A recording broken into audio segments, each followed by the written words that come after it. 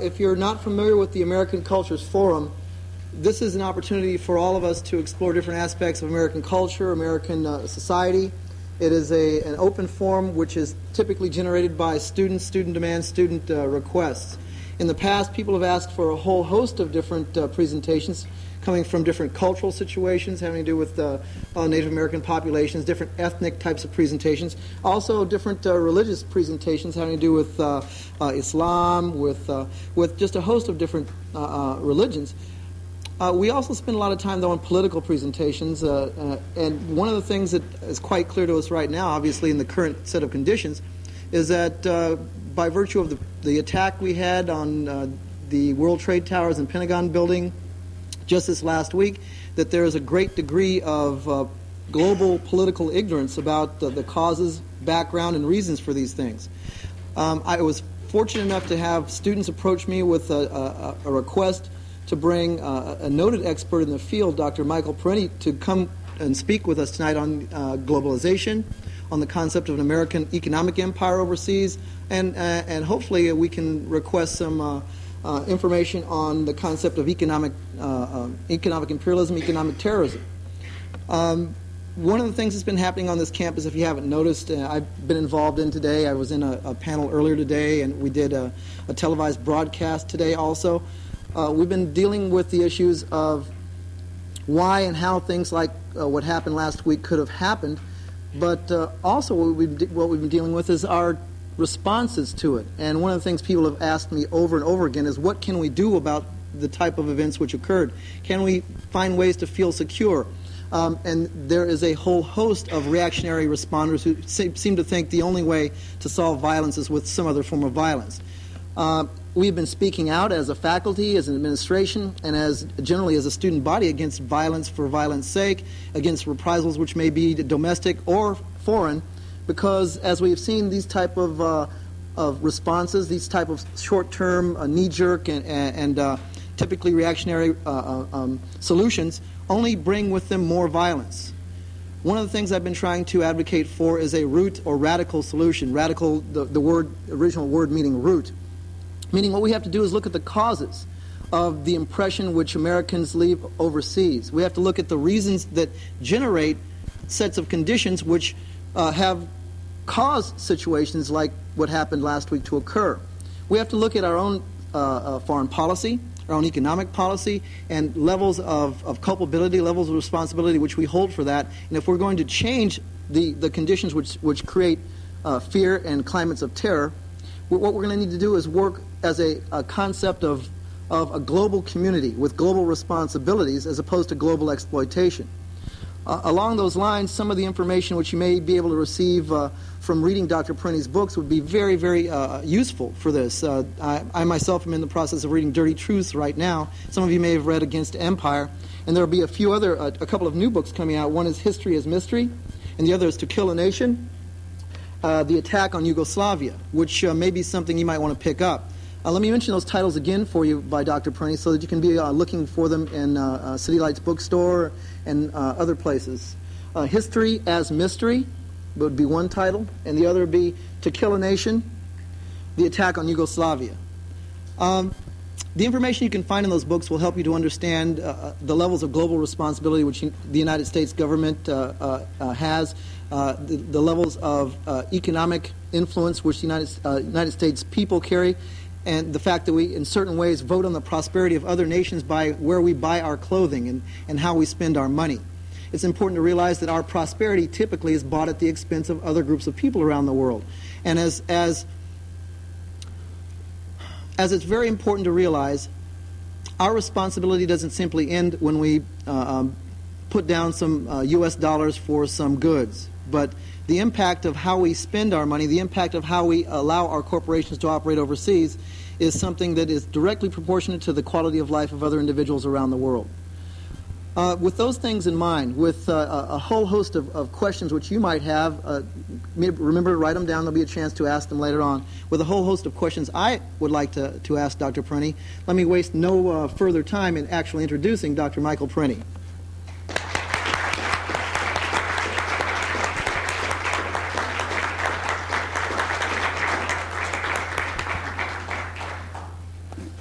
It's very nice to be here. I'm going to try to... Can you hear me now? Is that better? Can you turn this up at all? No, not from here. Yeah, okay. That's all right. Anyway, you gave most of the lecture already, Al, so I don't have too much more to say.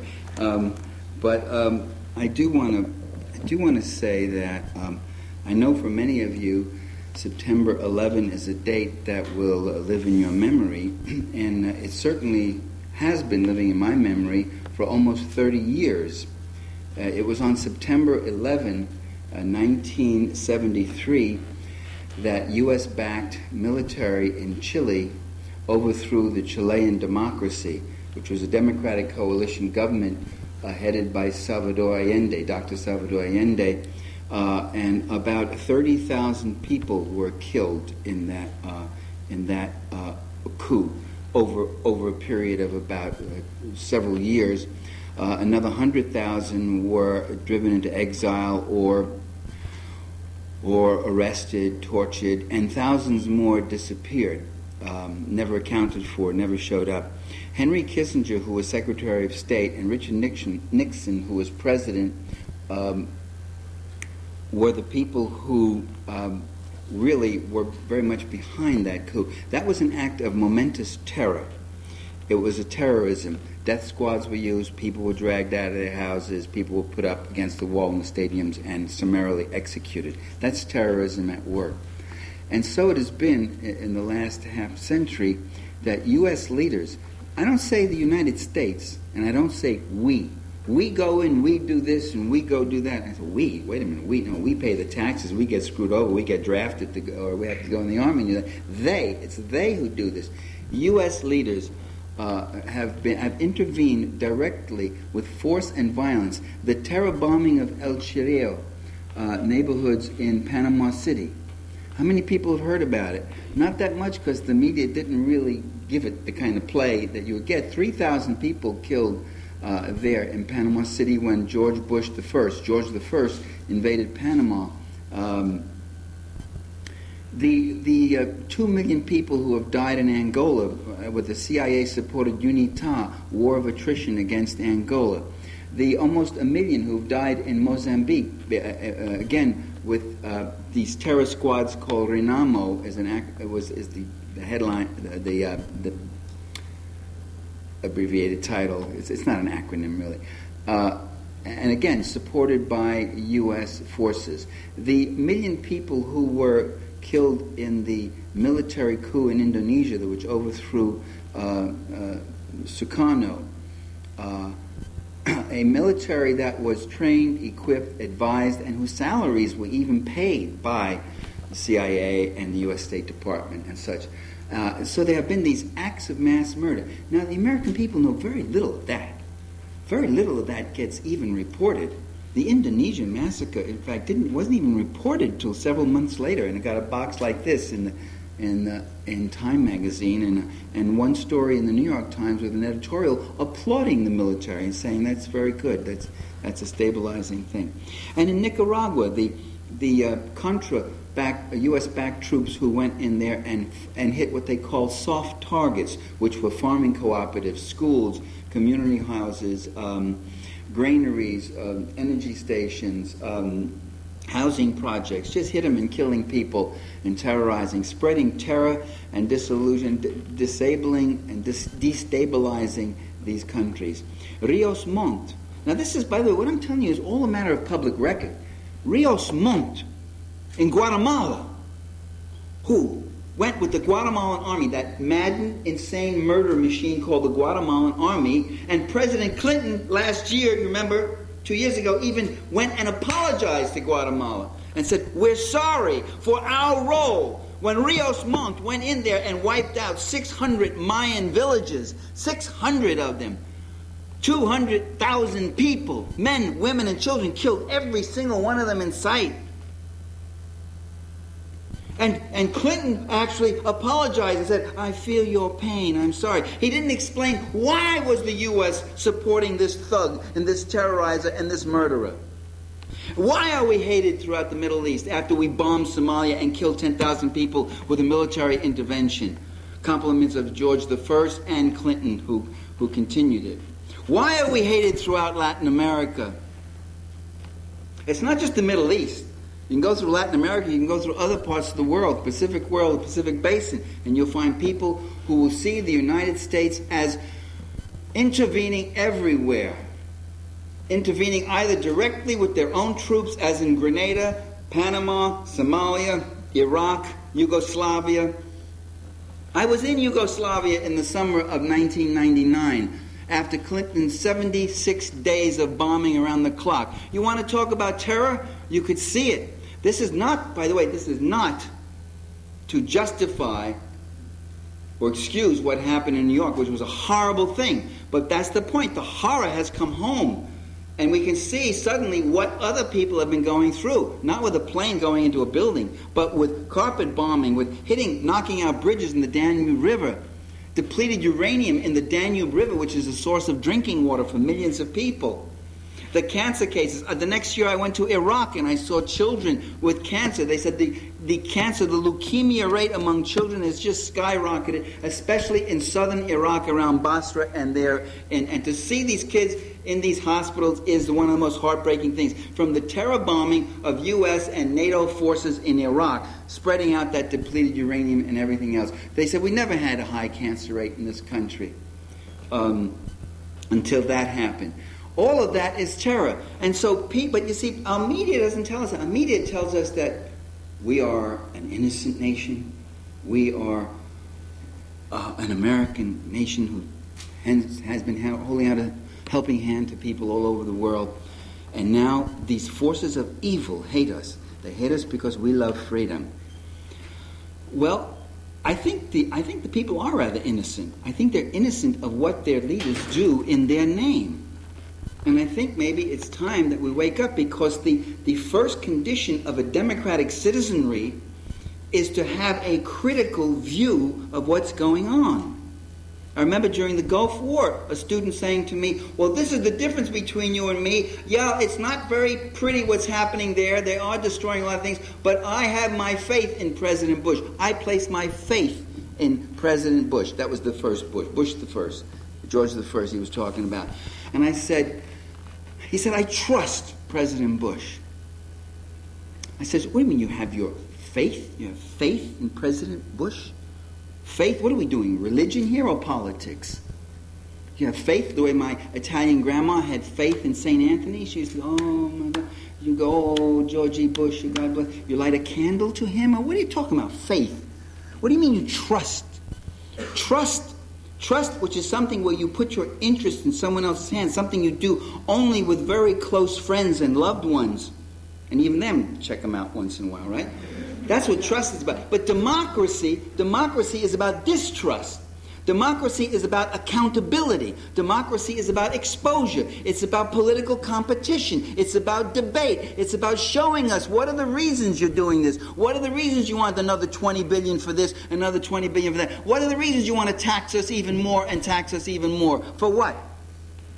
What are the reasons you want to send American boys and girls now over to this country or that country or the other country? What's the reason that we have 350 military bases all over the world? Why do we have our fleet making port in about 40 different countries? Why are we militarizing outer space now with new forms of weaponry we hope which will be able to attack and immobilize whole populations? With new electromagnetic weapons and all this sort of thing. Why are they doing it? Why are we training and supplying and financing the troops and the paramilitaries and the police of scores and scores of other nations? Is it because to guard them from attacking each other? No, El Salvador wasn't going to invade Guatemala. Guatemala wasn't going to invade Nicaragua. Nicaragua wasn't going to invade Honduras. No, it was to arm them to the teeth to keep their own people under the heel of those client state rulers. Well, why would we do that? Why are those U.S. leaders doing that? I would argue that it's not, as they say, to protect democracy in these countries. In some cases, they overthrew democracies. I already gave you an example. In Chile in 1973. In Guatemala in 1954. In Haiti under Father Aristide. Death squads killing Haitians. A popular movement. the people mobilizing themselves for something better.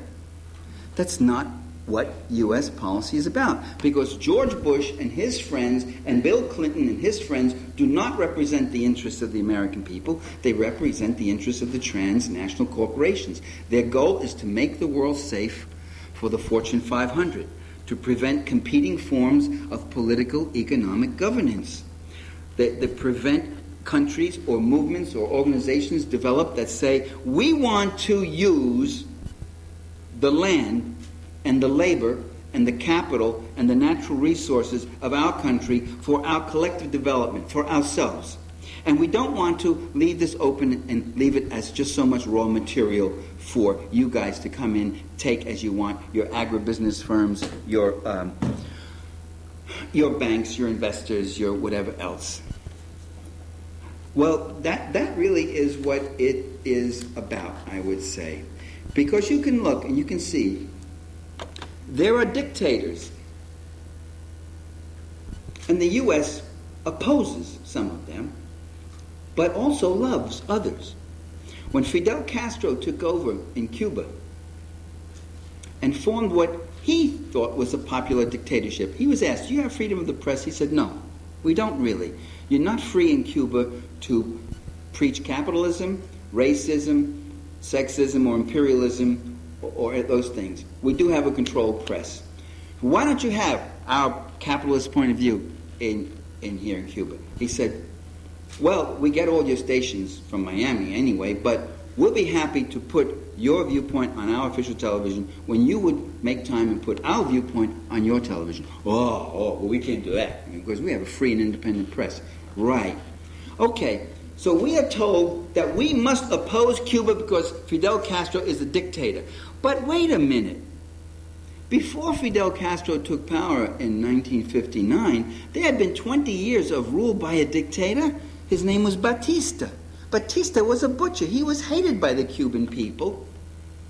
And the U.S. loved him, kissed him, hugged him, made nice with him, sent him aid, trained his Guardia Civile, and all this sort of thing.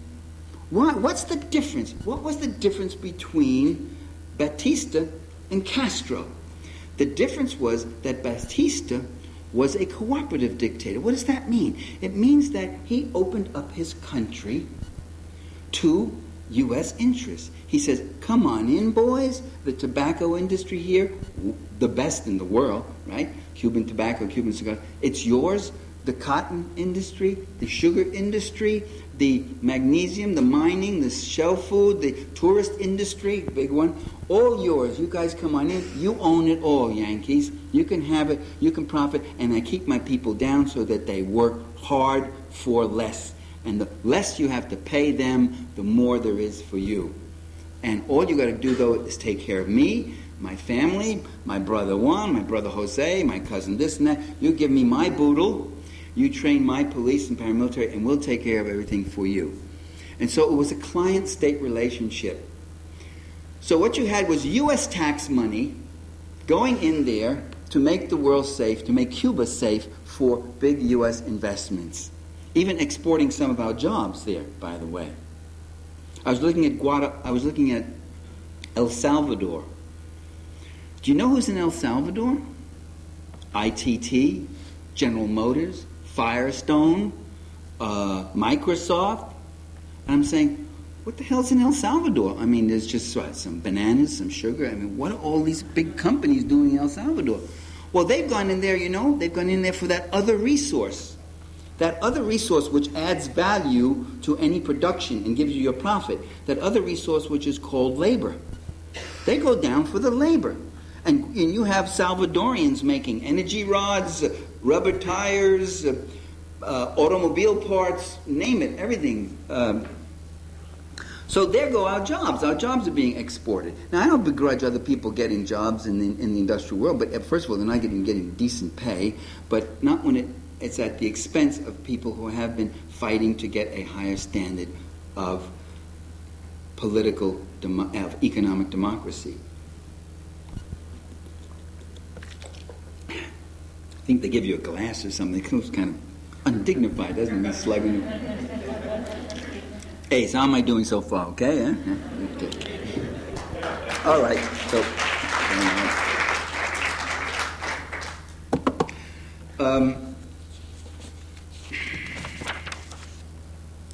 another goal is not only to prevent competing forms of capital, such as socialist or collectivist or communitarian or whatever else, and that's where the pattern has been generally. You attack those authoritarian countries that are trying any kind of distributive politics. Iraq is a very fascinating example, but I'm going to get to that in a minute. But you also support certain democracies if they are free market democracies, and you attack democracies also that might be trying to redistribute things.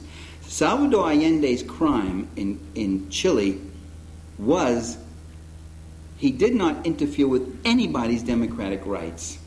Not any newspaper, not any radio station, not any demonstration, whatever else. What he did do is he started to interfere with certain economic rights, ITT and the big copper industry, and he started saying, this should be publicly owned. We got to take some of this money, spend less of it on the military, more on people, more on building up clinics, schools, neighborhood industries, and the like. And that's when they hit him. He wasn't like Batista. He didn't say, come on in, boys, it's all yours. He did say, we need a minimum wage. If you come in, you got to pay our workers a decent wage, etc., etc.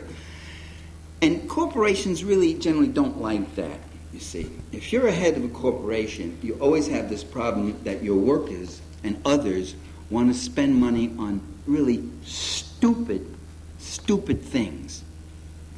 Stupid things like wages, pensions, health care plans, paid holidays, sick leave, environmental protections, occupational safety. When will it end? Stupid things. Every dollar I got to spend on stupid things like that is one less dollar I can put in my pocket or give to my stockholders.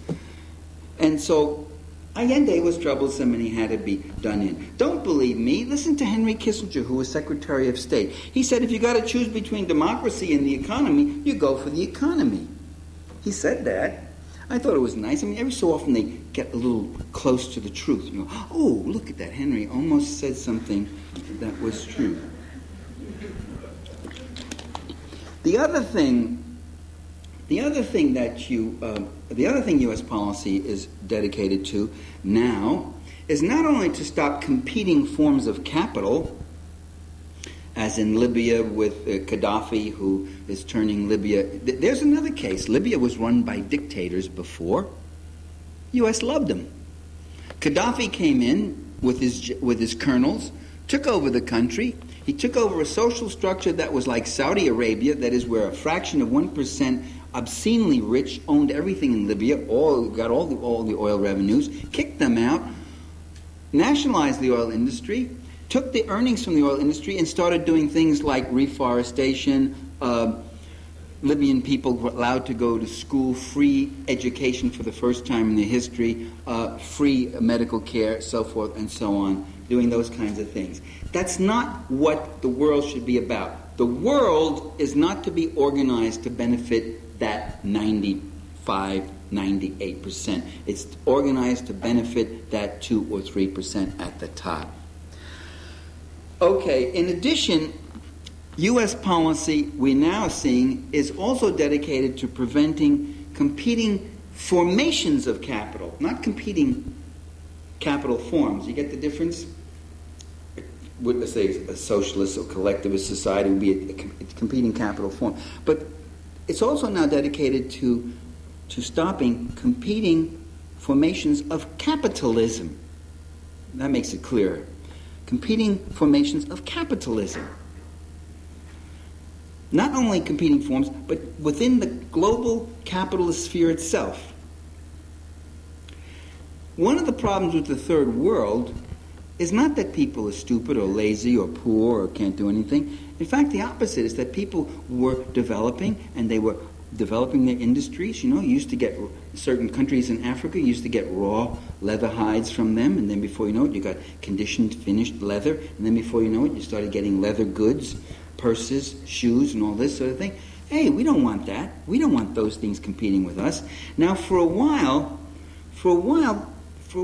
they were allowing that. Much of the third world was getting some aid. There was the feeling that, well, we need to develop some level of prosperity, otherwise these people will go communist, and we can't have that. So, what do? We give them some aid and all that sort of thing, and we look out for U.S. interests too. But then suddenly something happened. The communist countries were overthrown. The Soviet Union was overthrown and that sort of thing. And there was a big celebration. We said, we won. We've won. There is no alternative system. It's going to be global capitalism from now on. Shortly after that, a rather querulous note began to be injected in conservative magazines and publications, and it went like this. It says, we now have Eastern Europe going into a free market system. And that meant, the end of pensions, the end of minimum wages, the end of wage guarantee, job guarantees, the end of all those things.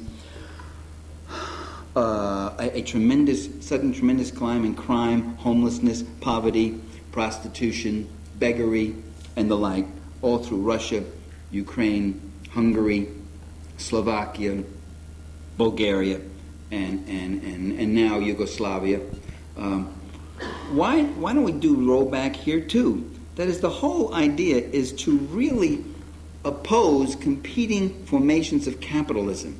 If I can undo your system, privatize it and deindustrialize it and really impoverish it, that elevates the value of my capital.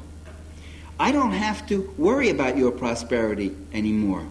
There's no Soviet Union for you to get competing aid from. I don't have to worry about it. The world is ours. So what we've had now is a rollback. Wipe out the economy, flood its markets with underpriced Western subsidized goods, privatize its industries, eliminate competing capitalist forms, eliminate non-profit public ownership. One thing that happened in Yugoslavia, the minute Milosevic was kicked out, was the Kostunica government came in and they put up for privatization 7,000 businesses, worker-controlled businesses, worker-owned, community-controlled businesses, all of them put up for privatization. Most of privatization, by the way, ends up to be just deindustrialized. They buy it for a garage sale and then they just put it out of business or put it in mothballs.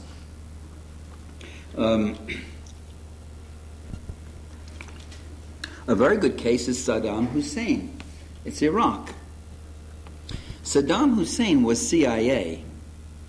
He came in, he was working with the CIA to destroy the Iraqi revolution, which he did. He destroyed the Kurdish Independent Party. He destroyed he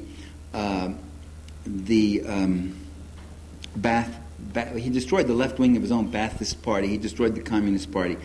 He destroyed all that. He was the CIA's boy. Then he did something that got rather annoying, because now the ante is up. Now it's no longer, okay, sure, help you people do this, that, but make sure you have private capital, because we've got to watch out for the Russians. We don't want you to go socialist. Now he's not going to go socialist, but he's a competing capitalist form. He's doing something else. He's doing development. He started training engineers and a whole technological and professional class in Iraq. Iraq had the highest standard of living in the Middle East. He was looking for a better deal on the oil prices. He was getting uppity about the oil prices and standing up to the U.S. and the West and that sort of thing. And he had to be dealt with. How is he dealt with? First of all, the same way that Noriega was dealt with, the same way Gaddafi was dealt with, the same way Milosevic is dealt with. You demonize him. You talk about what a demon he is, and that gives you license then to bomb and attack his people. So this is what I think we have before us. And I think now we've explained a mystery.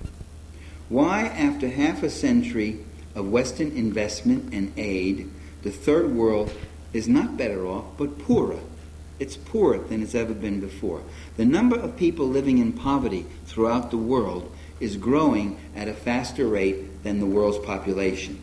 And the world's population is growing at quite a pace, isn't it?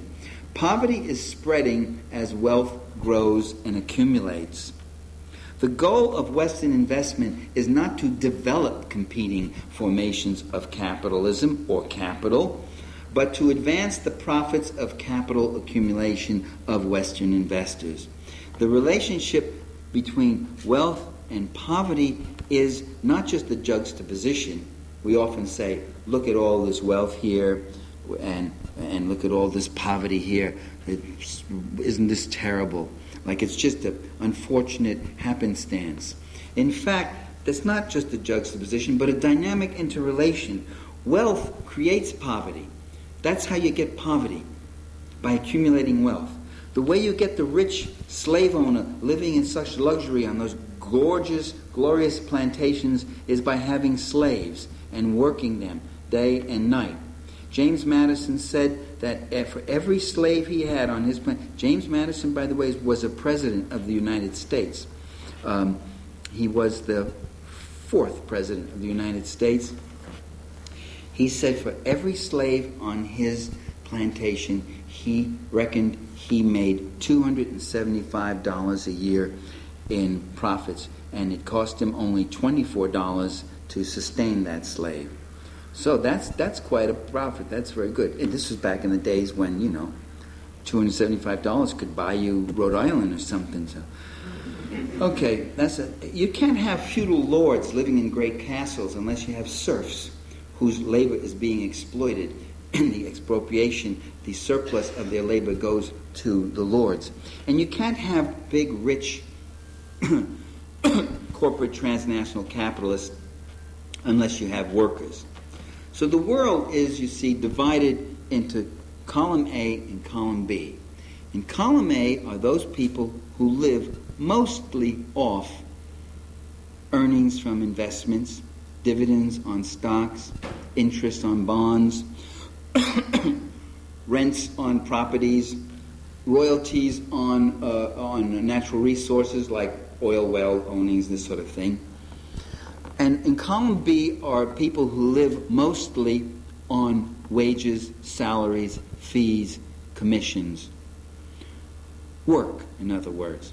And what people in column A and column B have in common is that they both live off the labor of the people in column B. David Rockefeller, you can say, well, David Rockefeller, he's retired now, but he used to work. He was the head of Rockefeller Brothers. Yeah, he worked. He could work very hard, but that can't explain the immense wealth he was making.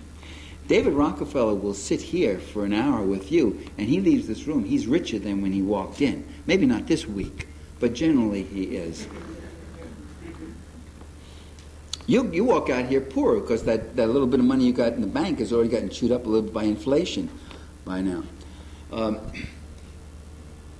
People in column A make up less than 1% of the world's population. The rest of the people are in column B. Of course, there are many differences. There are people who can make more, who are prosperous, and so forth. But for the most part, everybody still has to keep working. And that policy, the policy and the class that George Bush represents is the people in column A. And none of that benefit trickles down to us.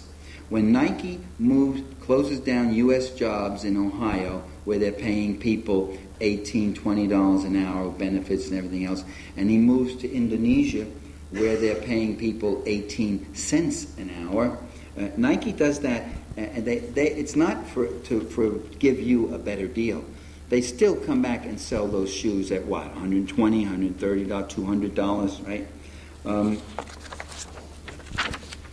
So the goal of those who control, I'm going to end it right here, the goal of those who control the land, labor, capital, technology, and resources of this society and most of the world, the goal is to get us back to 1870. That is, the goal is to get us back to an impoverished population where the labor unions have been broken, where there's no minimum wage law, where there's no child labor laws, where people work harder and harder for less and less. The harder they can get you to work, the poorer they can make you, then the harder you will work for less and less. You might ask yourself, why is it Americans won't work for 18 cents an hour the way those Indonesians do? Is it because we're so much more self-respecting? Is that it? No American would take a job for 18 cents an hour. No, it's because we're no longer in 1870. We've had a century of democratic struggle, of organizing in the workplace, of fighting for a better life, a better size of the pie. And the goal is always relentlessly by those who think the pie was given to them by God and they don't have to give anybody a crumb or a slice. The goal is to get us back to 1870. In other words, the United States was a third world country 100 years before the term third world country was ever coined. In 1870, we had child labor, we had mass poverty, we had typhoid epidemics in Philadelphia and Baltimore, we had mass unemployment, we had people living in desperation, prostitution, beggary, big time. We had a few people in obscene wealth, obscene riches, and the mass of the people struggling with a very small middle class just hanging on by its bleeding fingers. That is their goal, to get back to that, where they can write the tickets, where they are not bothered by people who are trying to constantly better their lives at the expense of those who own it all. The thing about the difference in the struggle between the haves and the have-nots, the haves are really the have-it-alls. They want it all. They want to bring back 14-hour workdays. They want no social services. They say that. With GATT and WTO and NAFTA and FTAA, which is now pending, the goal is to eliminate public services. Any public service will now be considered an infringement and interference with the private market, a lost business opportunity, and the public, whatever it is, the municipality, the state government, or the federal government, would have to pay some imaginary loss compensations to any corporation that's in that particular line of business. No social services, no social benefits. They say that. They don't want Social Security. They're nibbling at it. They can't come right out and say, let's get rid of the whole thing, which is what they want to do. It doesn't work. Instead, they tell us it doesn't work. It's going to go bankrupt. It's going to go so bankrupt that it's got an $80, $100, $200 billion surplus, and they're dipping into it. He's eager. Bush is eager to dip into that Social Security and spend it on more arms, more guns, more satellites, more outer space missiles, more aircraft carriers, all of which are going to stop a terrorist with a little ceramic knife, aren't they?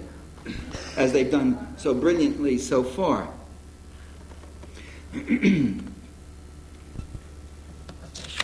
So they are still fighting against the 8-hour day. They're still fighting against occupational safety. They call it bureaucratic interference. They're still fighting to destroy and roll back labor unions, and they're doing a very good job of that. Half a century ago, 35% of our workforce was unionized. Today it's down to something like 13%. They're still fighting against public health programs, against public education, against disability insurance and old age pensions. So what we need then is a global anti-imperialist movement. There is a U.S. empire, and we have to oppose it. And we got to point out that the patriotic thing is to have a government. This is our flag too. The patriotic thing is to have a government that works for the interests of the people in column B, and not for the Rockefellers, the Morgans, the Mellons, the Huntington Hartfords, the Bill Gateses, and the others in column A. We not only need an anti-imperialist movement, we already have one. We saw it in Seattle against the WTO, in Washington, D.C. against the IMF and the World Bank, in Prague, in Quebec City, in Sydney, Australia, in Philadelphia, Los Angeles, Genoa. They call us agitators, but I have another word for it. When people get out and they mobilize and they demand a change and they expose an issue and they confront that issue and they offer an alternative, they call us agitators. I have another word for it. I call that democracy. Democracy, and let's have more of it. Thank you.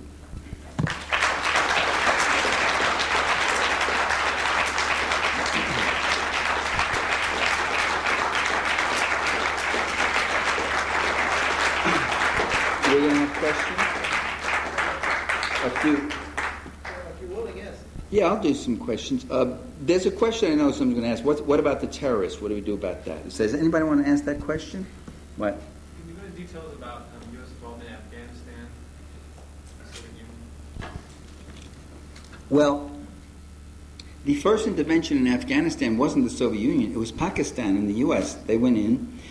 There was a military officers' revolt against the right wing. The military officers were leftists.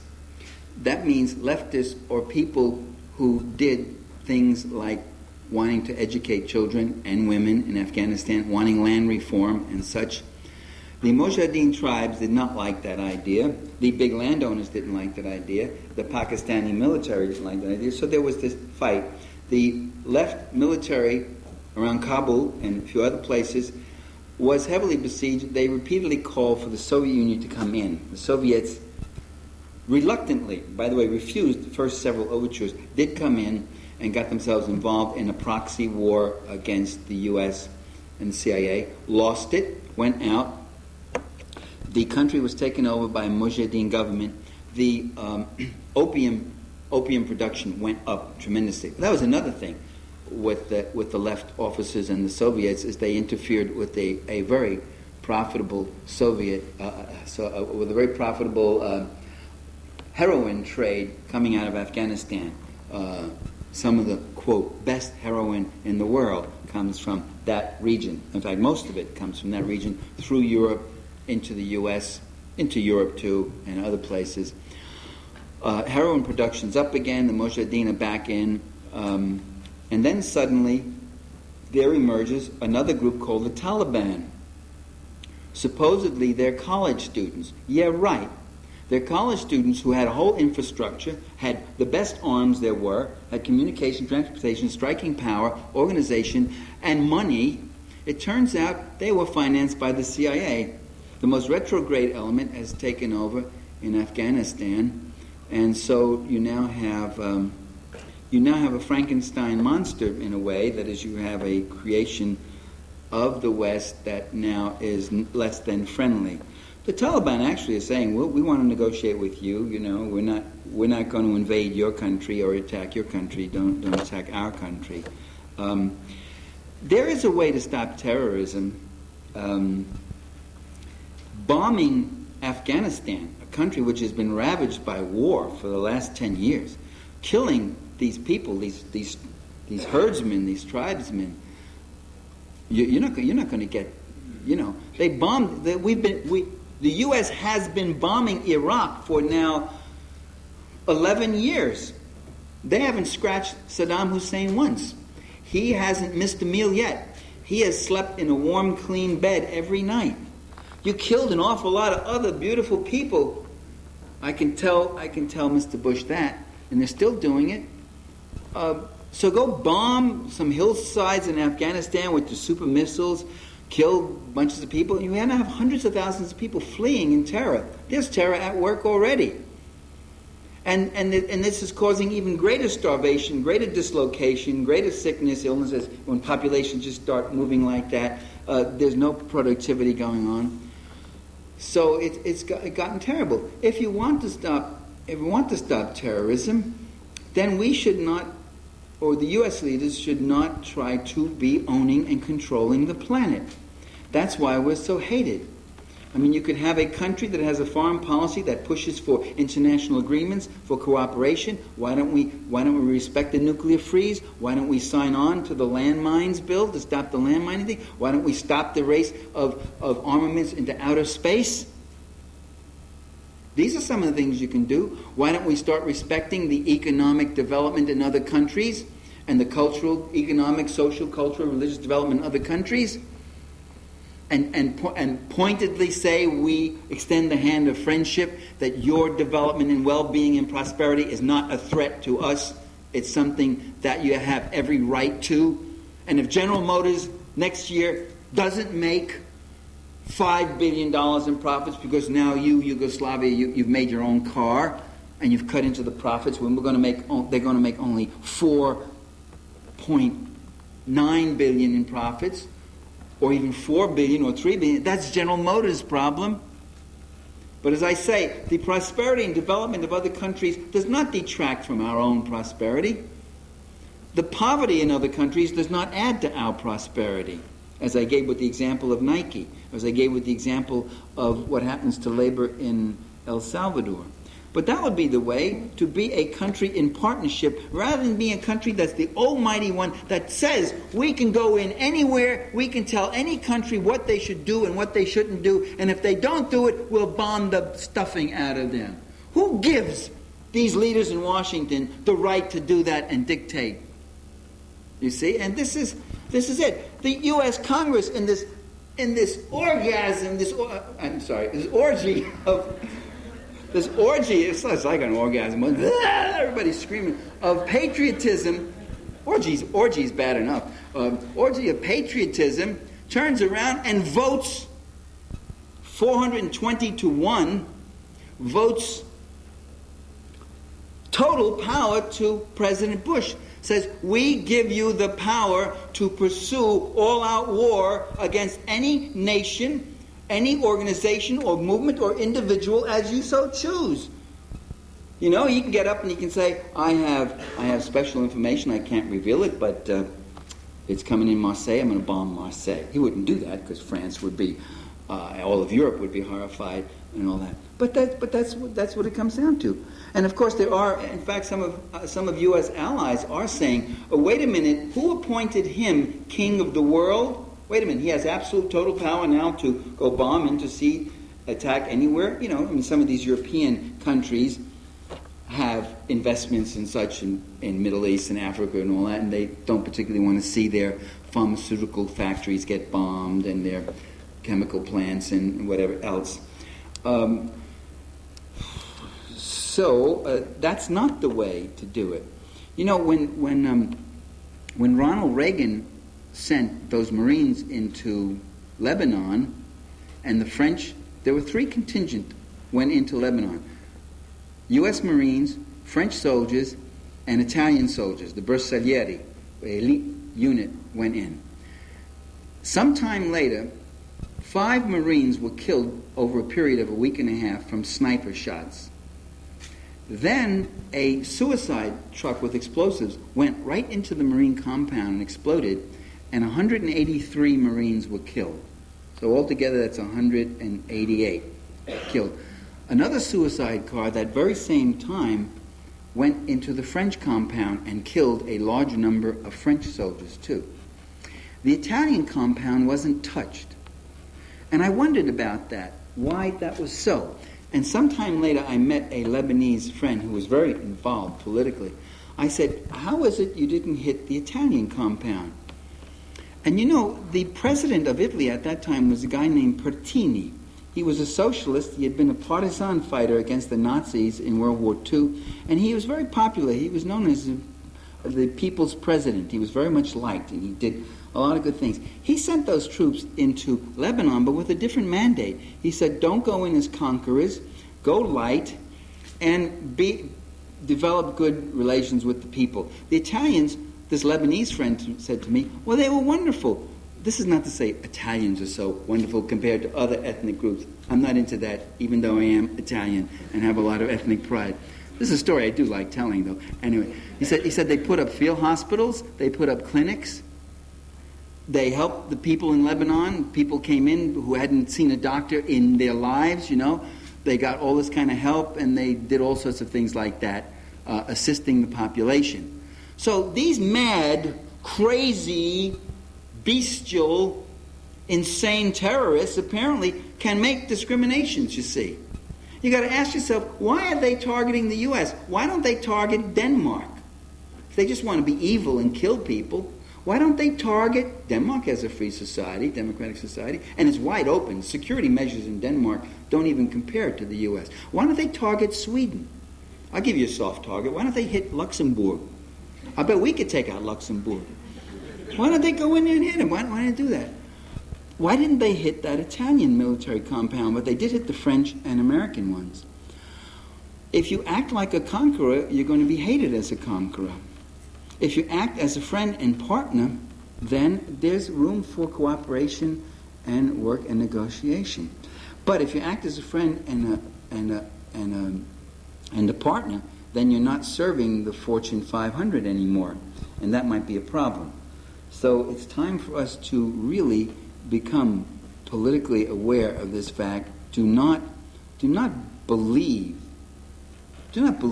anything they tell you. I mean, some of it may be true, but that's the problem.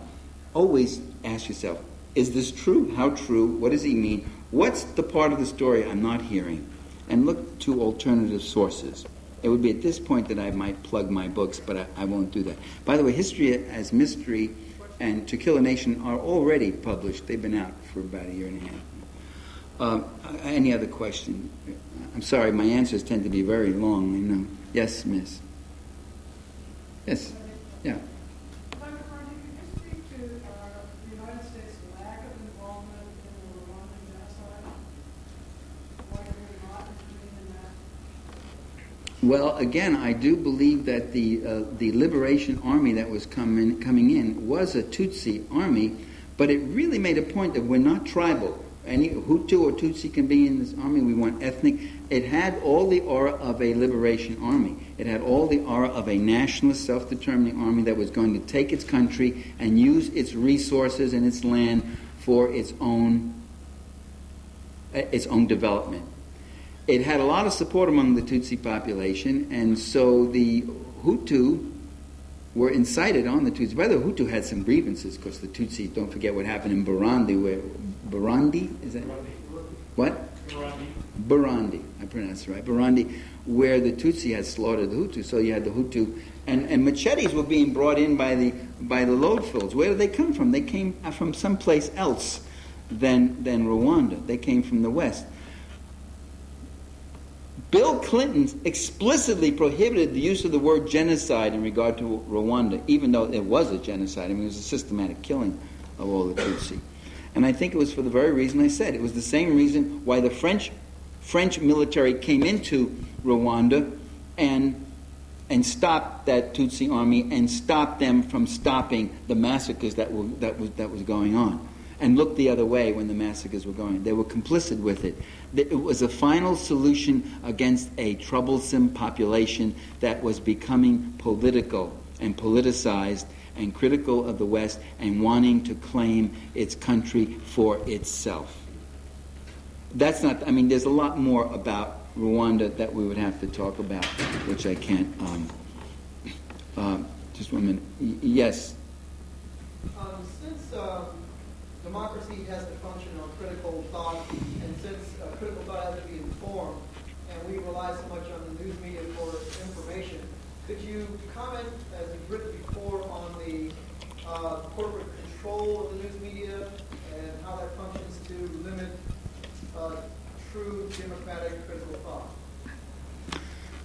I've written a book about it called Inventing Reality, which came out 2 years before Chomsky's Manufacturing Consent, and it was it shows I have case studies over there. It shows that the news is pretty much a highly processed product, and it's in accordance with those who own the organization. That the people who write or speak for the media know who they're working for, and these news media are all big, giant multinational corporations. Times, Warner, NBC's, they're all owned by big companies. Disney, Westinghouse. Actually, the ownership is changing and combining so quickly. There used to be, Bagdigian points out, there used to be 24 major news cartels around the world, and then it was down to 15, and now it's down to about 7, and it's going to be down to more like 5 pretty soon. So the big corporations, and so, you got to... I thought with this whole world trade tragedy of last week, the news media was not just a lapdog, the mouthpiece for power, they call it. Whatever the official them says, they send it out, and that's that. I thought they actually started clearing the way, which is what an ideological worker is also supposed to do, I guess. They were jumping in. They were saying things before the politicians ever dared to say. They're saying, this is war. You know who first said that? Tom Brokaw. He said it at about 9:45. I mean, the two planes hit, or maybe it was 10:30. I don't know, when the building came down. He was saying, this is war. This is war. War has started. This is a war that's started. And so they were getting that word out already, you know.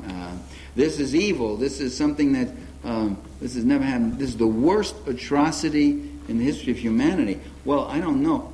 I wish it was, but I think there are others that have been much, much worse. Worst act of terrorism. Certainly there's the worst act of terrorism that we have ever endured on U.S. soil. And that's gotten people all upset. Yes, your hand was up next, sir.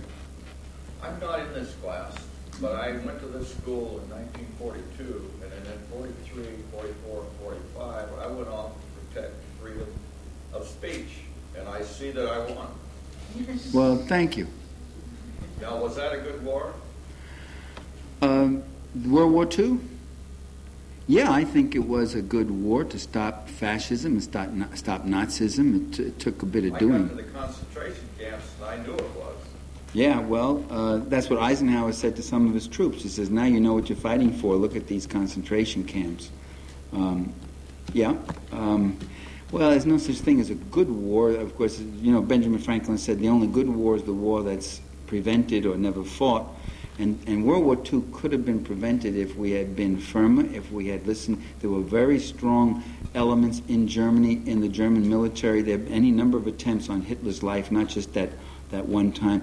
And they had made overtures to the British intelligence service. We'll knock him out. We'll take him out. We'll even put in a conservative government. They knew who they were dealing with. We'll put in a conservative government, but we don't want this guy because this is going to mean another world war, and it will mean the destruction of Germany. The German generals knew it, and it was right. Of course, he got most of them and purged them and killed most of them. Yeah, well, when it came, guys like you, we all owe you something. Freedom of speech. Freedom of speech, and I'm using it. That's right. I didn't want to go to waste. You put your blood, sweat, and tears into it. I think the lady next to you had her hand up first. Because some of us are out on the streets talking to people about the situation in Iraq and in Palestine, and sort of talking to my coworkers at junior high school now, I think that most Americans are aware that there's some kind of U.S. injustice. There's a war against Iraq, and many people are very troubled about the Palestinian situation. I don't think Americans are truly ignorant of what the U.S. is doing. And I'm wondering why there's not more resistance, just because the Vietnam War was all over the TVs when I was in college, and the Iraqi war, it's surprising that CNN actually showed the opposite of bombing Baghdad and what legs going off. That was unusual, but why isn't the American public taking responsibility for what the measures towards the American government? Well, I really do think that most Americans do not know of the U.S. role in Indonesia, in all these different countries that I talked about. I really don't think they have most of that information. If you have information indicating otherwise, that I would like to see it.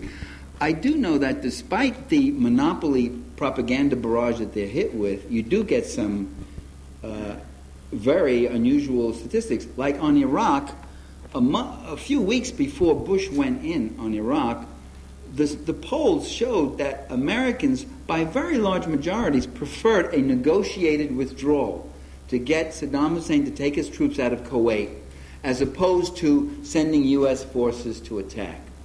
Now, Bush didn't want to hear that at all, and he was pumping up one reason after another. Every day they were coming up with another reason why they had to go in. Babies were being torn from incubators in Kuwait. The Iraqi soldiers, remember, 500 babies torn from incubators and thrown on the floors with the Iraqis laughing. And then people suddenly said, 500 premature babies in incubators? What is all of Los Angeles County has only 45 incubators. What is it? What is there? Kuwait specialize in premature babies? What is this? But these atrocity stories were up and all that sort of thing. And then once the troops went in, then what happens is the other jingoism kicks in. It's support our troops, the flags get waved, and all that sort of thing. But remember, George the First, when he was bombing Iraq and killing all those people, and Congress was calling him, passing resolutions, praising him for his unerring leadership, courage and fortitude, and so forth, his approval rating was 93%. And within a year, he lost the election to a mediocre governor from Arkansas, you see. So it doesn't mean anything. George II, his approval rating has gone from something like 32% up to 80% the way he's handling this.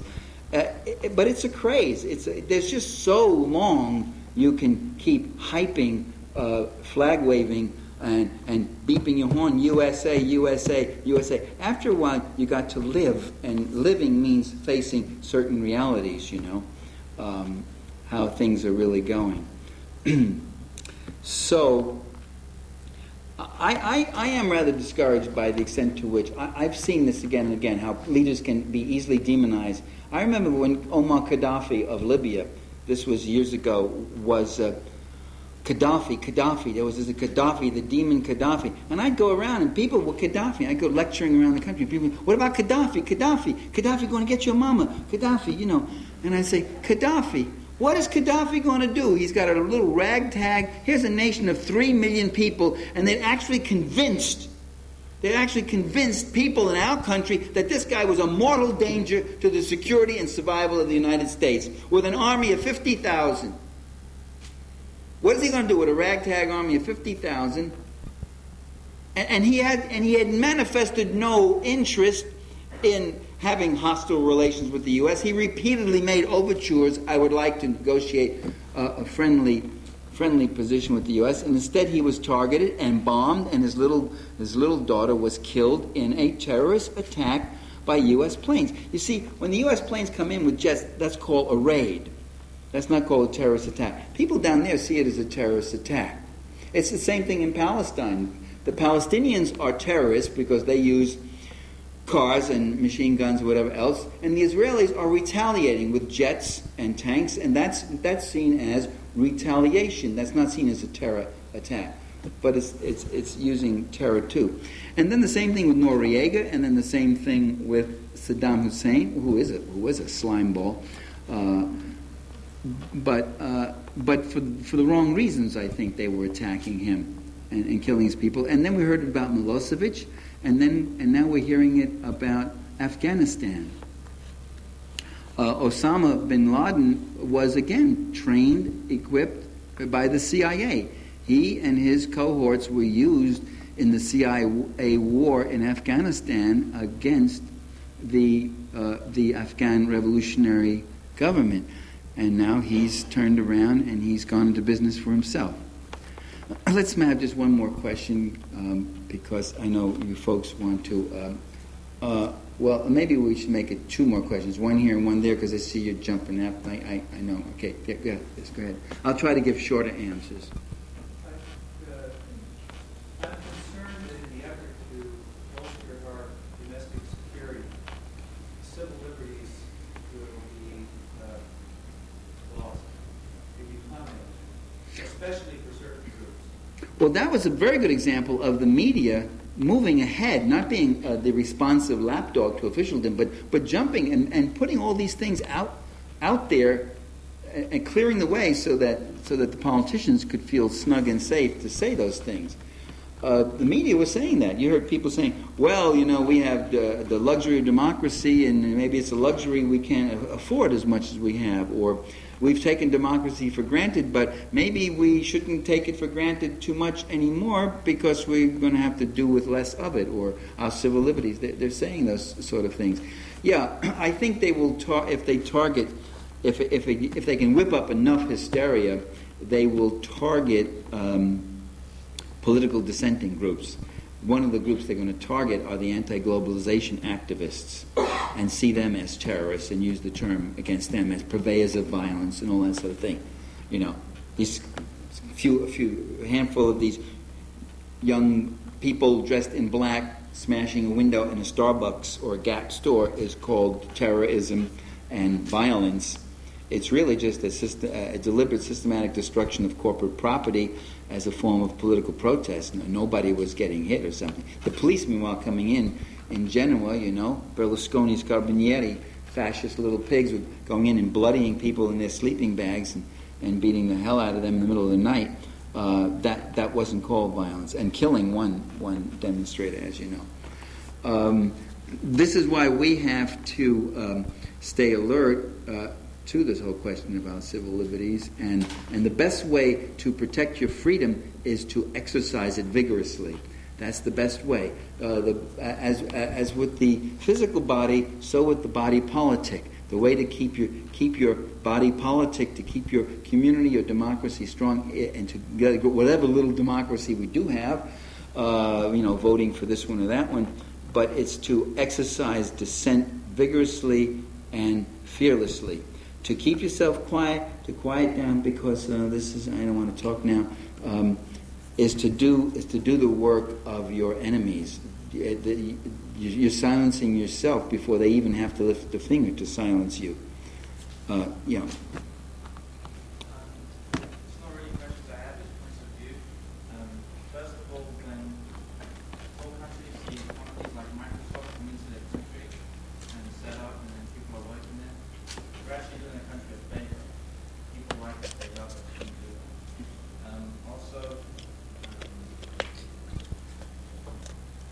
Well, let me answer that before you go through your shopping list. That's not necessarily true. The people who work in these countries at subsistence wages, like the maquiladoras in Mexico, are not all that particularly happy with the kinds of jobs and the conditions of the jobs. And the 17-year-old, 16-year-old girls who are working in the Nike factories in Indonesia do not like and love us. There isn't really any evidence of that. But of course, if you compare that kind of miserable 12-hour underpaid job to nothing, then yeah, it's better. If you're going to give me the choice between nothing and immediate starvation, or a job where I might be able to scratch through a little bit of something for 12-hour days, 6-7 days a week, I might have to take that job. But I'm not really sure that this gives them a love for us. That's not my impression. Also, the difference between America and other countries is that America goes through procedures before they bomb you on the building. They don't go about doing anything on their own. And that's the reason why countries don't like what they say. And the reason why they bomb USA or Denmark is because Denmark lets this country do anything they want. USA will say, no, stop. There's human rights, there's this, there's that. And that's the reason why they bomb USA and Well, I gave a whole lecture to the contrary there, but you certainly are entitled to your opinion. I hope you might give it some critical examination. Thank you, ladies and gentlemen, for your kind attention.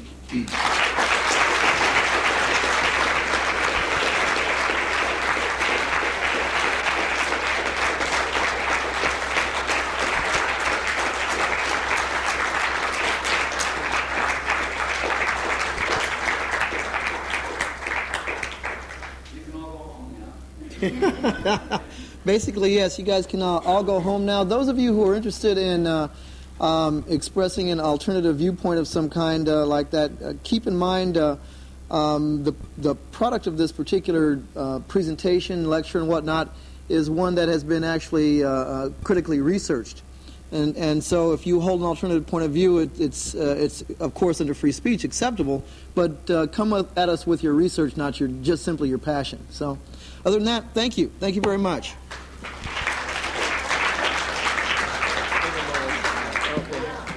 Anyone who might be in Ava Mo's classroom and is looking for their credit, Ava Mo's classroom, here you go. Here's your sign-up sheet.